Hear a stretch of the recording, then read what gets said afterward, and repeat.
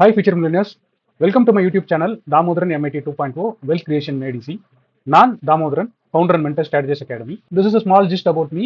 Mostly என்னை பற்றி நிறைய பார்த்துருப்பீங்க, நிறைய கேள்விப்பட்டிருப்பீங்க. அதனால we are just keeping this point. நீங்க இதான் ஃபர்ஸ்ட் டைம் நம்மளோட யூடியூப் சேனலை பார்க்குறீங்க அப்படின்னா ஸ்க்ரீனில் தெரியுற QR கோடை ஸ்கேன் பண்ணி மறக்காம ஃபாலோ பண்ணிக்கங்க. நம்மளோட டெலிகிராம் கம்யூனிட்டியில் நீங்களும் ஒரு மெம்பராக இருக்கணும்னு நினைச்சீங்கன்னா இந்த QR கோடை ஸ்கேன் பண்ணி ஜாயின் பண்ணிங்க. நம்மளோட வாட்ஸ்அப் கம்யூனிட்டியில் மெம்பராக இருக்கணும் அப்படின்னா இந்த QR கோடை ஸ்கேன் பண்ணீங்க, பிஏ மெம்பராக இருக்குங்க, ஸ்டே கனெக்டட். இன்னைக்கு வீடியோவில் நாம பார்க்க போகிற ஸ்ட்ராட்டஜி பேர் வந்து காண்டோர் அப்படின்னு வச்சுக்கலாம். இப்போ இந்த பேர் முக்கியமா அப்படியா அப்படின்றத நம்ம டீட்டெயிலாக பார்ப்போம்.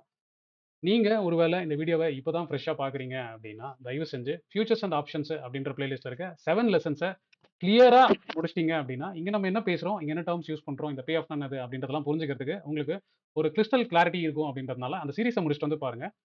நீங்கள் நம்மளோட ரெகுலர் லேர்னராக இருக்க பட்சத்தில் உங்கள் நோட் அண்ட் பென் கூட ஒரு காஃபியும் எடுத்து உட்காருங்க. நம்ம இந்த காண்டர்ன்றதை என்னதுன்னு டீப்பாக டைவ் பண்ணி எக்ஸ்ப்ளோர் பண்ணிடுவோம்.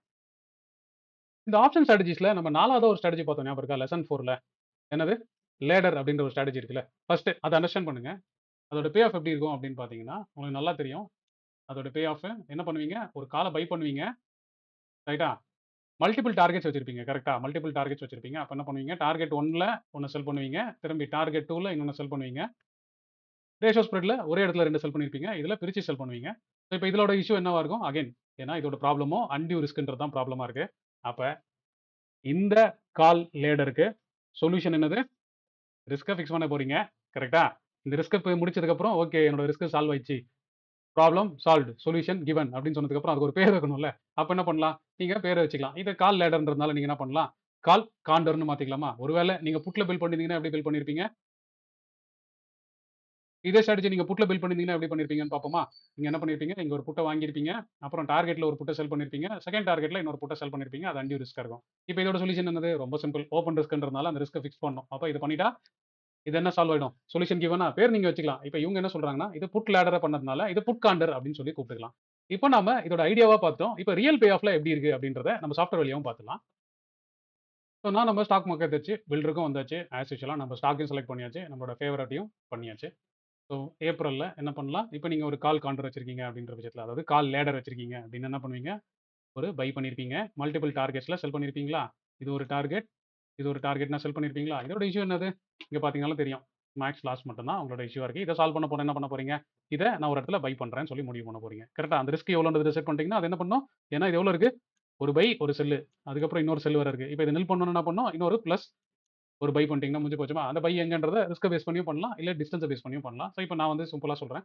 இப்போ நான் இங்கே வந்து பை பண்ணுறேன்னு வச்சுக்கோமே, இது வந்து என்ன, இது வந்து காண்டர்னு சொல்லலாம். இப்போ இங்கே வந்து ரிஸ்க் எப்படி இருக்குது, இங்கே ஒரு ரிஸ்க், இங்கே ஒரு ரிஸ்க் இருக்குது. அப்போ நீங்களே பிடிச்சிருப்பீங்க. இதுக்கு பேர் என்னது, புரோக்கன் விங் காலில் கன்ஸ்ட்ரக்ட் பண்ணதுனால இது கால் காண்டர்னு சொல்லிக்கலாம். இல்லை ஜென்ரலாக ஈக்குவலாக பண்ணுறவங்களா தான் என்ன பண்ணியிருப்பாங்க அப்படின்னா, இந்த ரேஷோவை ஒன்று இதுக்கு ஈக்குவலாக இந்த ரிஸ்க் வைக்கணும், இல்லை இதுக்கு ஈக்குவலாக இந்த ரிஸ்க் வைக்கணும். நான் இப்போ என்ன பண்ணுறேன் அப்படின்னா, இந்த ரிஸ்க்கை வந்து இங்கே மேலே தள்ள ட்ரை பண்ணுறேன். இப்போ இது என்ன, இது ஒரு கால் காண்டர்னு ஆச்சா? இப்போ மேலே போனால் ப்ராஃபிட் வரதுனால நீங்கள் என்ன சொல்லலாம், இது ஒரு புல்லிஷ் காண்டர், புல்லிஷ் கால் காண்டர் அப்படின்னு சொல்லலாமா? பேர் நீங்கள் வச்சுக்கிறது தான், சரியா? புல்லிஷ் கால் காண்டர்னு சொல்லலாம், இல்லை புல் கால் காண்டர்னு சொல்லலாம், இல்லைனா கோபுரம், பாசிட்டிவ் கோபுரம்னு சொல்லலாம். அதனால பேர் உங்கள் லெவலுக்கே விட்டுறேன், அண்டர்ஸ்டாண்டிங்கை மட்டும் வச்சுங்க. இப்போ இதே மாதிரி புட்ல பண்ணுறீங்க அப்படின்னா எப்படின்னு பார்த்துலாம். ஸோ புட்ல என்ன பண்ணியிருப்பீங்க, அட் மணி புட்டை வாங்கியிருப்பீங்களா? அதுக்கப்புறம் உங்களோட டார்கெட்டில் ஒன்று ஒன்றா செல் பண்ணியிருப்பீங்களா? இது ஒரு டார்கெட்னு வச்சிருப்பீங்க, இது ஒரு டார்கெட்டாக வச்சிருப்பீங்க. இதோட இஷ்யூ என்னது, அன்டியூ ரிஸ்க் அந்த டவுன் சைடு. அப்போ என்ன பண்ணலாம், இப்போ நான் ஈக்குவலாக பண்ணணும்னா இங்கே டிசைட் பண்ணிக்கலாமா? இந்த டிஃபரன்ஸ் பாருங்க, இதுக்கும் இதுக்கும் உள்ள டிஃபரன்ஸ் எவ்வளோ, 320 300 20 பாயிண்ட்ல பண்ணியிருக்கேன். அப்போ இங்கேருந்து அதே மாதிரி 20 பாயிண்ட்ல பண்ணால் போதும். அப்போ 260 நான் பை பண்ணிட்டேன்னா என்னோட வேலை முடிந்தது, சரியா? இது வந்து you can call it as என்ன காண்டர்னு சொல்லலாம். இது கீழே வந்தால் ப்ராஃபிட் வரதுனால நீங்கள் பியர் காண்டர்னுமே சொல்லலாம், பியர் புட் காண்டர்னுமே சொல்லலாம். ஓகேவா? ரிஸ்க்கை ஒருவேளை ஏதாவது தள்ளி கிள்ளி வச்சிருக்கீங்க அப்படின்னா, இப்படி வச்சிருந்தீங்கன்னா என்ன சொல்லலாம், இது ஒரு பியர் புட் காண்டர், ஆனால் என்னது புரோக்கன் விங்கு அப்படின்னு பேரை நீங்கள் வச்சுக்கலாம். ஸோ இப்போ இங்கே உங்களுக்கு நிறைய விஷயங்கள் புரிய ஆரம்பிக்கும். டெக்னிக்கலாக நீங்கள் எப்படி வேணா பேர் சொல்லி கூப்பிடலாம். அடுத்தவங்களுக்கு புரியுற மாதிரி அப்படின்னா எல்லாரும் யூஸ் பண்ணுற வேர்ட்ஸை சொல்லலாம். இல்லை உங்களுக்கு தெளிவாக இருக்கணும் அப்படின்னு நீங்கள் முடிவு பண்ணீங்கன்னா அதை மட்டுமே நீங்கள் ஃபாலோ பண்ணி உங்களுக்கான பேரை நீங்கள் எப்போவுமே சூஸ் பண்ணிக்கலாம். ஸோ இப்போ இந்த காண்டரை எப்படி பில்ட் பண்ணுறது, ஸோ எதை எடுத்திருக்கோம், அதோட பாசிட்டிவ்ஸ் என்னது, நெகட்டிவ்ஸ் என்னது, அந்த சொல்யூஷனை எப்படி அட்டைன் பண்ணோம், அந்த சொல்யூஷனுக்கு பேர் என்ன வச்சோம் அப்படின்றத பார்ப்போம். இங்கே கால் லேடர் எடுத்து அதோட பிரச்சனையை சால்வ் பண்ணால் we can call it as call condor. Put ladder எடுத்து அதோட பிரச்சனையை சால்வ் பண்ணால் we can term it as put condor. இல்லை நான் என் பேர் தான் வைப்பேன், இல்லை எனக்கு தெரிஞ்சவங்க பேர் தான் வச்சனாலும் நீங்கள் என்ன பேர் சொன்னாலும் வச்சு கூப்பிட்டுங்க. ஆனால் அதோட லாஜிக்கும் அதோட இம்பாக்டும் தெரிஞ்சு அதை புரிஞ்சு ட்ரை பண்ணீங்கன்னா சூப்பர். நீங்க ஒரு சீரியஸ் லேர்னரா இருக்கும் பட்சத்துல, என்னோட கைடன்ஸ்ல எப்படிலாம் ட்ரேட் பண்ணணும்னு நினைக்கிறீங்கன்னா, இத நான் எப்படி சஜெஸ்ட் பண்றேன் அப்படின்றதையும் சொல்றேன். அதையும் மறக்காம நோட் பண்ணிக்கங்க. இப்ப நான் ஒரு பியர் இஷ்யூ வச்சிருக்கேன் அப்படின்னு வச்சுக்கோங்க. அப்ப நான் என்ன பண்ணுவேன் அப்படின்னா, நான் ஒரு at the money puttu by பண்ணிருவேன். கரெக்ட்டா? நான் என்னோட டார்கெட் எங்க அப்படின்னு பார்க்குறேன் அப்படின்னா, நான் டார்கெட் வந்து எவ்வளோ தூரம் வச்சிருக்கேன் அப்படின்னு பார்ப்போம். இப்ப நான் இங்க 22,250 பை பண்ணியிருக்கேன்னா, அதனால சும்மா என்னோட ஈஸி கால்குலேஷனுக்காக நான் என்ன பண்றேன், அப்படியே 50 ஸ்ட்ரைக்லயே செல் பண்றேன். இப்ப இப்படி ஆயிடுச்சா? எக்ஸ்ட்ரா செல் பண்றது வந்து நீங்க என்ன பண்ணுவீங்க? ஓகே. இங்க இருந்து என்னோட செகண்ட் டார்கெட் வந்து இங்கன்னு நீங்க முடிவு பண்றீங்கன்னு வச்சுக்கோங்க ஒரு பேச்சுக்கு. இங்க இருக்கு. செகண்ட் டார்கெட் வந்து இங்கன்னு முடிவு பண்ணி என்ன பண்ணுவீங்க? செகண்ட் செல் இங்க பண்ணுவீங்களா? அது எங்கன்னு டிசைட் பண்ணீங்க நீங்க. பண்ணிட்டீங்க அப்படின்னா, நான் இத இங்க செல் பண்றேன். இப்ப நான் 50 ஸ்ட்ரைக்லயே இருந்ததுனால சும்மா பேருக்காக எனக்கு ஈஸியா இருக்கணுன்றதுக்காக இத பண்ணிக்கிறேன். இப்ப இப்படி ஆயிடுச்சா? இப்ப இதுல என்ன ப்ராப்ளமு? எனக்கு அன்டியூ ரிஸ்க் தான் ப்ராப்ளமா இருக்கா? ஆனா மார்க்கெட் வந்து கீழ போச்சு அப்படின்னா, எக்ஸ்ட்ரார்டினரியா எனக்கு லாஸ் வர மாரி இருக்கா? இப்ப நான் எங்க கட் பண்ணணும்னு டிசைட் பண்ணிட்டேன்னா, ஒண்ணு இந்த டிஃபரன்ஸ பேஸ் பண்ணி இங்க இருந்தும் பண்ணலாம். இல்ல நான் எங்க ஃபிக்ஸ் பண்ணிக்கிறேனோ, அதையுமே டிசைட் பண்ணி பண்ணிக்கலாம். ஸோ இப்ப நான் என்ன பண்றேன் அப்படின்னா, நான் வந்து இப்படி வச்சுக்கிறேன். ஓகேவா? இதுக்கு நீங்க என்ன பேர் சொல்லுவீங்களோ ஓகே தான். ஆனா நான் என்ன பண்ணுவேன், மார்க்கெட் பெருசா கீழ போனாலும் எனக்கு ப்ராஃபிட் வரும். ஒருவேள மேல நின்னாலும் எனக்கு சிம்பிளா வரும்ன்றதுனால இந்த மாரி ட்ரேட் பண்ணுவேன். இல்ல நான் க்ளோஸ்டா வேணும்னாலும் நீங்க பிளான் பண்ணிக்கலாம். இப்ப இது வந்து ஆக்சுவலா பார்த்தீங்கன்னா, வெறும் ரூ. 1,00,000 இருந்தாலே போதும். இந்த பொசிஷன எடுத்துக்கலாம். ஸோ நீங்க நான் எப்பவுமே சொல்லியிருப்பேன், கால் லேடரோ இல்லன்னா புட் லேடரோ நீங்க பில்ட் பண்ணும்போது, அட்லீஸ்ட் ரூ. 5,00,000 இருந்தா மட்டும் ஒரு ஸ்ட்ராட்டஜி பண்ணுங்க. ஏன்னா அது ஓப்பன் ரிஸ்க்ன்றதுனால. இப்ப இது வந்து நீங்க டிஃபால்ட்டா என்ன பண்ணலாம்னா, 2 லாட் பண்றீங்க அப்படின்னாலே, சாதாரணமா 5,00,000க்கு 2 லாட் தாராளமா பண்ணலாம். இப்ப என்ன அப்படின்னா, இப்ப நான் அப்படியே மல்டிப்ளையர் பண்றேனே. இப்ப நீங்க எங்க இத உஷாரா புரிஞ்சுப்பீங்க அப்படின்னா, இப்ப நான் 2 லாட் எடுத்துட்டேன். இப்ப உங்களுக்கு என்ன வரும்னா, சார் ரூ. 5,00,000க்கு ரூ. 1,00,000 ரிஸ்க் எடுக்கணுமா? வேண்டான்னு முடிவு பண்ணிட்டீங்கன்னா, அதுக்கப்புறம் நீங்க இத ப்ளே பண்ணி இந்த ரிஸ்க்க இப்படி கூட வச்சுக்கலாம். ஓகேவா? ஸோ இத நீங்க டிசைட் பண்ணீங்க. அதே மாரி ஜெனரல் லேர்னரா இருந்தீங்கன்னா, கிரீக்ஸையும் பார்த்துக்கங்க. ஸோ கிரீக்ஸ் வந்து இப்ப இதுல பொறுத்தவரைக்கும் எப்படி இருக்கு? டெல்டா எப்படி இருக்கும்? டெல்டா வந்து ஃப்ளாட்டா தான் இருக்கும். அதுக்கப்புறம் அண்டர்லைங் மாற மாற தான் டெல்டா வந்து ஒரு டைரக்ஷன் எடுக்கும். ஸோ இப்ப கீழ போச்சுன்னா உங்களுக்கு ப்ராஃபிட் வர மாரி இருக்கு. மேல போச்சுன்னா ஃபிக்ஸ்டு லாஸ். அதுவும் அந்த லாஸ் ரியலைஸே ஆவாது.